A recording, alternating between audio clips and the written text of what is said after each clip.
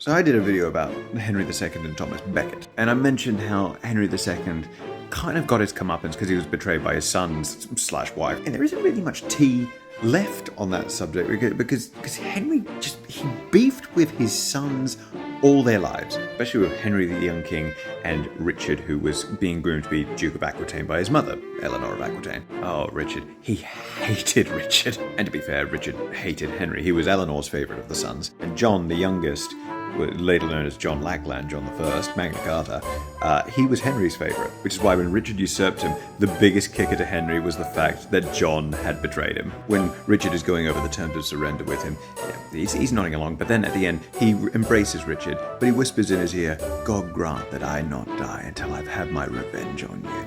What a thing to say to your son. So that was Henry II, the first Plantagenet king, and it kind of set a precedent for how all Plantagenet kings would kind of beef with their sons. English kings hated their sons, except for Edward III. He was the exception to the rule. He maintained good relations with all his sons.